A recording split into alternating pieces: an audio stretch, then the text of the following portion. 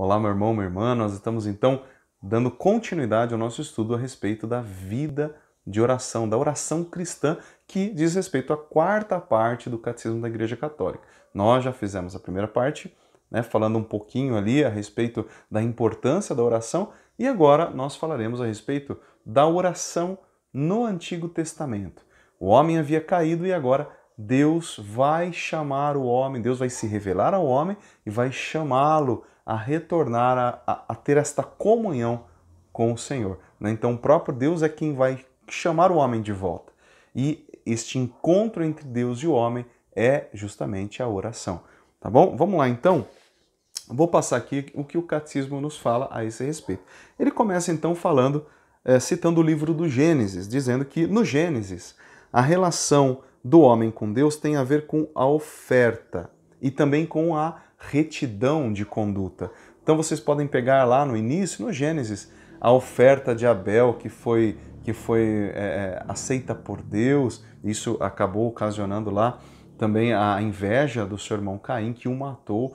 Então, a maneira do homem se relacionar com Deus, lá no livro do Gênesis, é esta maneira de fazer a sua oferta, de entregar a Deus o fruto do seu trabalho, de reservar aquilo que era mais especial para Deus. Então tem a ver com ações concretas. É assim que o homem se relaciona com Deus, lá no livro do Gênesis. E também caminhando de uma forma reta. Então a retidão de vida era uma forma de o homem demonstrar o seu compromisso com Deus, de mostrar o seu amor a Deus. A própria criação é um convite à oração. Além desta maneira do homem se relacionar com Deus, também a própria criação já era uma forma de o homem se encontrar com Deus, contemplando a natureza.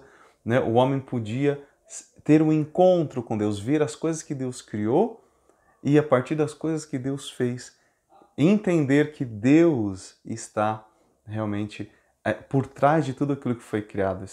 Foi Ele quem fez todas as coisas. Quando o homem contempla a beleza da criação, a harmonia da criação, tudo aquilo que Deus fez, o homem consegue chegar àquele que fez todas as coisas, que é o próprio Deus. Então, a própria criação é um convite à oração. E a gente pode dizer que também hoje, quando a gente contempla as coisas que Deus fez, quando a gente sai um pouquinho do barulho deste mundo e nós contemplamos a natureza, nós somos impulsionados a nos encontrar com Deus. A natureza nos leva a este encontro com Deus. Vamos lá.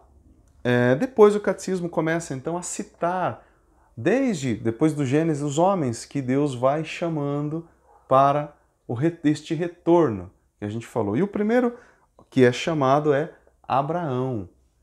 Olha só, Abraão ouve a voz de Deus no seu coração e obedece. Abraão, aquele que é chamado o pai da fé, ele escuta a voz de Deus no seu coração, Deus o chama, ele diz: Abraão, deixa a tua terra e vai para uma terra onde eu vou te indicar. E diz a palavra de Deus que Abraão partiu sem saber para onde estava indo. Abraão saiu sem saber, ele simplesmente ouviu a voz de Deus no seu coração e obedeceu. Ele foi realizar a vontade de Deus. Então, veja, aqui a gente já começa a ver algo interessante. O homem que escuta no seu coração a voz do Senhor. Então, Deus fala com Abraão e ele obedece.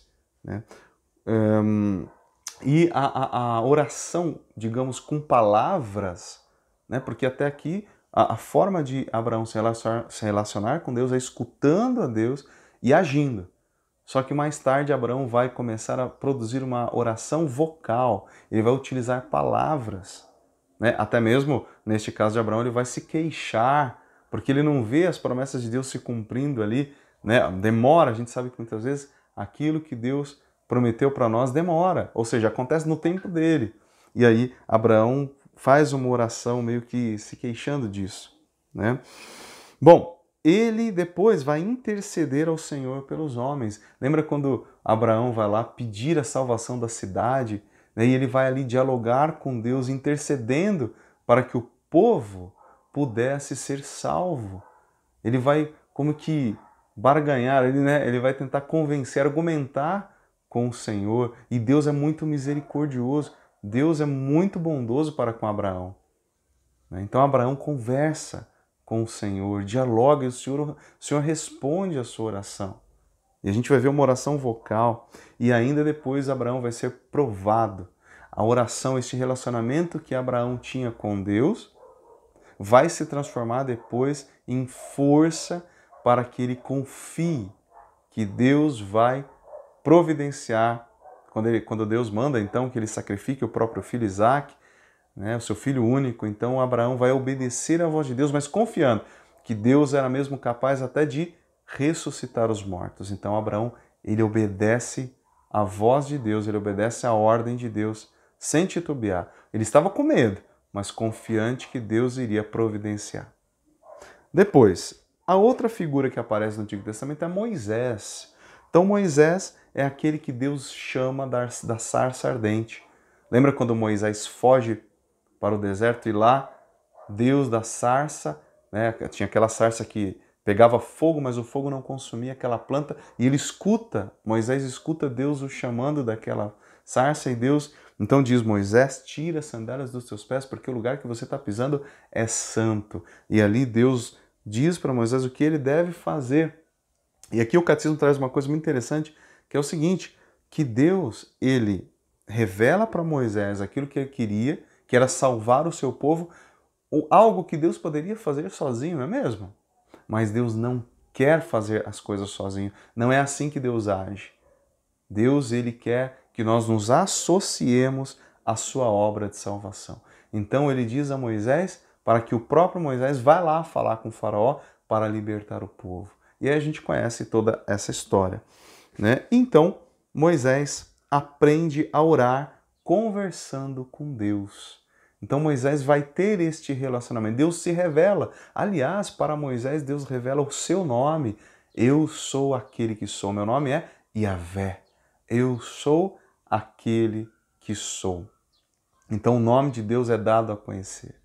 O nome de Deus é dado a conhecer. E a partir de agora, uma vez que Deus deu ao homem o seu nome, ele se permite ser invocado, chamado. Quando você revela o seu nome para alguém, significa que você está dando acesso àquela pessoa, a você. Então agora você pode falar com ela, você pode chamá-la pelo nome e ela irá responder, assim como Deus respondia à oração de Moisés. E aí nós temos lá no livro do Êxodo, capítulo 33, versículo 11, Deus falava com Moisés como um homem fala com outro homem. Deus conversava com Moisés como um homem fala com outro homem. Era assim que Moisés se relacionava com Deus. Eles conversam muitas vezes e longamente no alto da montanha, sendo que depois Moisés descia. Depois de se encontrar com Deus, Moisés saía com seu rosto iluminado da presença de Deus. Quando Moisés desce, ele vai comunicar ao povo a vontade de Deus, aquilo que Deus queria. Moisés, diz a palavra, era o mais humilde dos homens que havia na terra. Está lá em Números capítulo 12, versículo 3. Moisés era o homem mais humilde. Naquela época não existia homem mais humilde do que Moisés. É por isso que Deus o escolheu. Deus o escolheu porque ele era humilde, porque ele tinha um coração aberto e ele estava aberto para ouvir a voz de Deus e para ser obediente a Deus. Moisés foi tudo isso. E aí Moisés começa o seu ministério de intercessão pelo povo. Por exemplo, quando ele vai para o alto da montanha e quando o povo de Israel está combatendo com os amalecitas, Moisés está com as mãos erguidas, e enquanto Moisés está lá no alto da montanha, com as mãos erguidas, intercedendo pelo povo, para que o povo vencesse aquele combate, o povo de Israel vencia os amalecitas. Mas no momento que Moisés abaixava a sua mão, porque ele cansava de ficar com as mãos erguidas, o povo de Israel perdia. Então, dois homens vão segurar as mãos de Moisés para que ele mantenha as mãos no alto, em oração, para que o povo de Israel vença. Então aqui a gente tem a oração de intercessão no Antigo Testamento.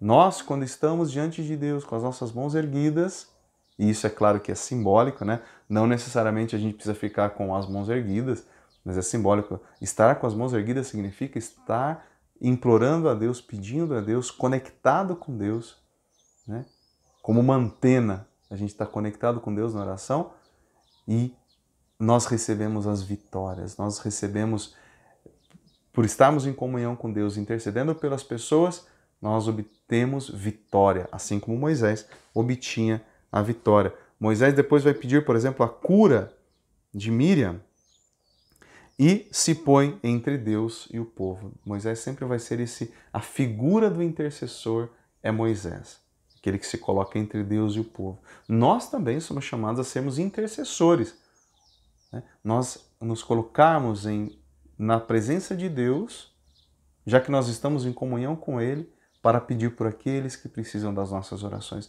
pela nossa família, pelas pessoas que sofrem, pelos enfermos, pelas almas do purgatório. Nós temos que pedir a Deus, estar em comunhão com Ele, intercedendo. Por quê? Porque Deus ele não quer salvar as pessoas sozinho. Ele não vai fazer isso. O modo de Deus agir não é esse. O modo de Deus agir é junto com a gente. Ele quer que a gente participe. Ele não precisaria, mas Deus quer que a gente participe. Então, se é assim que Ele quer, é assim que nós temos que fazer. Nem que seja para a nossa parte ser apenas ter fé. A gente se colocar diante dele com fé. Isso já é suficiente, como aqueles 5 pães e 2 peixinhos que levaram para Jesus, já é o suficiente para que o milagre aconteça. Depois nós temos ainda a figura do rei Davi. O rei Davi.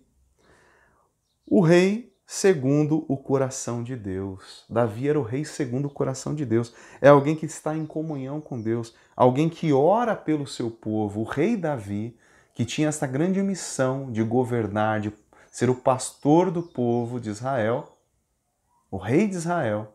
Davi, então, ele é alguém que tem o seu coração diante de Deus, na presença de Deus. É claro que Davi foi um homem pecador também, mas ele tinha suas fraquezas, mas Davi foi superando as suas fraquezas. Quanto mais comunhão com Deus ele tinha, mais ele vencia. Nos Salmos de Davi, nós temos ali as orações, que são hoje tanto o modelo de oração para os judeus quanto para os cristãos. Os judeus utilizam salmos e também os cristãos. Se tornou um livro de orações, né? Então os salmos são maravilhosos. A gente vai falar dos salmos daqui a pouco. E também depois veio Salomão, o filho de Davi. Davi queria construir o templo, mas não conseguiu. Então Salomão, o seu filho, construirá. Aliás, Salomão também, um homem conectado com Deus, que não pediu riquezas para Deus, mas pediu sabedoria. Porque Deus falou para ele, pede o que você quiser, Salomão. E Salomão pediu a Deus sabedoria para governar o povo, porque era o povo de Deus.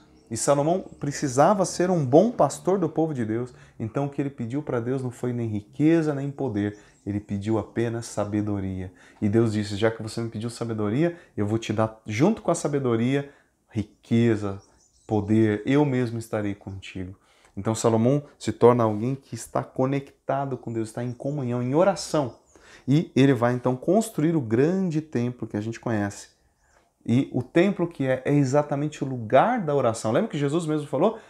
A minha casa será chamada casa de oração. É o lugar onde os homens vão se encontrar com Deus. Ali, o templo dos judeus, né, o templo de Jerusalém, era exatamente a casa de Deus. Quando as pessoas iam procurar por Deus, elas sabiam onde Deus morava.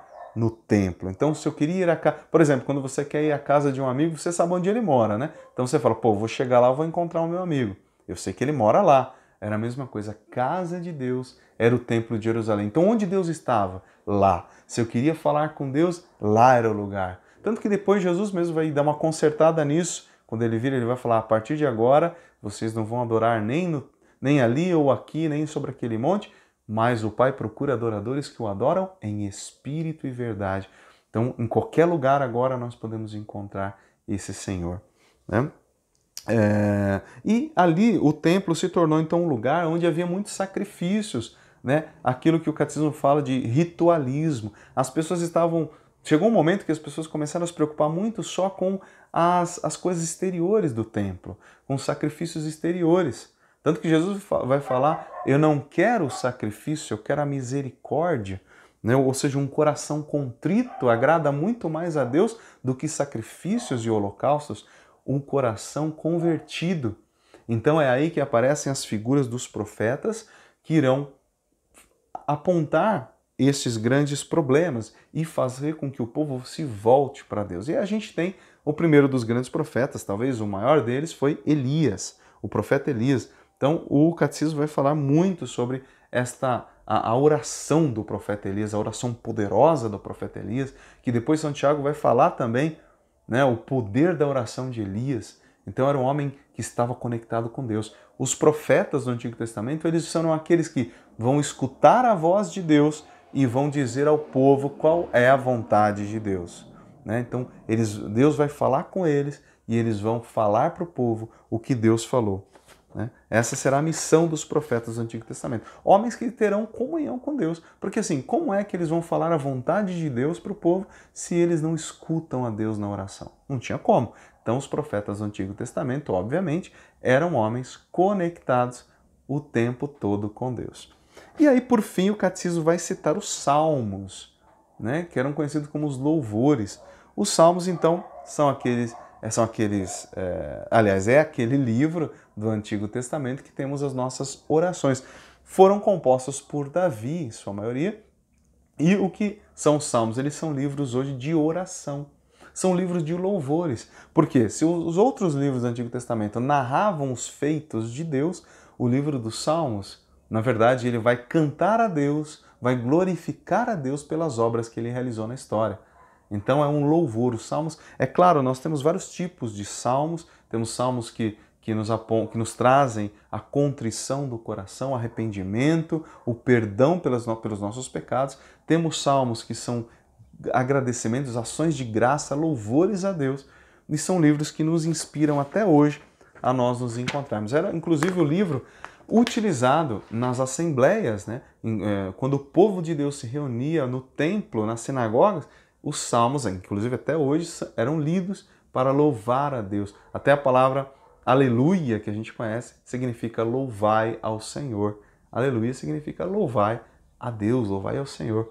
Né? Então os salmos são aquele livro que nos inspiram também a nossa oração. É o grande livro de orações do Antigo Testamento. Tá certo? Então aqui nós encerramos essa primeira parte, né, falando a respeito da oração, da importância da oração e também da oração no Antigo Testamento.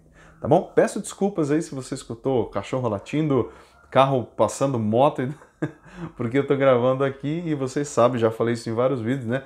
Fica essa barulheira, né? Infelizmente aqui não tem o isolamento, então entra tudo que é som, tá bom? Mas espero que tenha ajudado. Se você não é inscrito no canal, se inscreva, compartilhe esse vídeo com mais pessoas e nós continuamos no próximo vídeo falando agora da oração que Jesus nos ensinou, ou seja, da forma de rezar de Jesus, tá bom? Ainda não é do Pai Nosso não, mas é Jesus como modelo de oração para todos nós, ok? Então, nós encerramos aqui o nosso vídeo, agradecemos muito a nosso Senhor Jesus Cristo por tudo que foi falado, que Ele sempre nos inspire e que Ele nos guarde e nos ensine a termos sempre comunhão com Deus, porque é isso, meus irmãos, que vai nos dar sustento na nossa vida espiritual. Que o Senhor nos abençoe em nome do Pai, do Filho e do Espírito Santo. Amém. Fique com Deus. Até o nosso próximo vídeo.